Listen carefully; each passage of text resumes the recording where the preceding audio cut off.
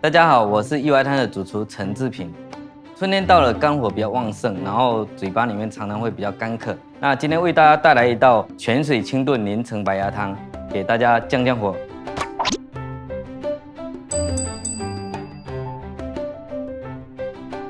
首先，我们用到一个食材，就是产自于我们福建龙岩的连城白鸭，乌嘴、乌脚、白羽羽毛已经被我剃掉了。它在清朝道光年间的时候，就作为贡品进贡给皇帝。第一步的话，要用这个火枪在鸭子的表皮进行烘烤，喷到这种状态，有点焦黄，油脂分泌出来，在炖汤的时候香味会比较香一点。脖子、爪还有这个屁股，是吧？我们先给它切掉。接下来准备辅料，先处理一下这个种植的新鲜的一个石斛。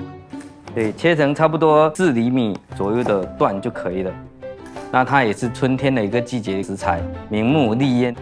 把鸡爪的脚趾头切掉，防止它这个在汤里面会有一个杂味。猪腱子肉，那给它斩件就可以了。排骨还有猪腱子肉、鸡爪，我们先一起焯水，用冷水去焯水，把血水给它去除干净。另起一个锅去焯一下鸭子，放点姜葱、广东米酒，给它去一下腥，也是把这个血沫给它打掉。下一个步骤，蒸一下石斛，倒一点广东米酒，去青涩味。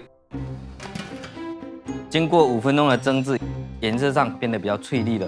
接下去把所有的食材放在一起，然后进行一个蒸制。那现在先把这个排骨、还有肉、还有鸡爪先放进去，给它铺平。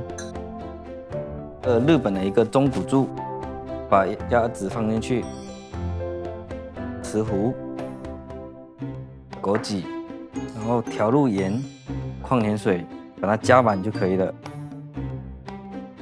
让它静静的蒸至5个小时。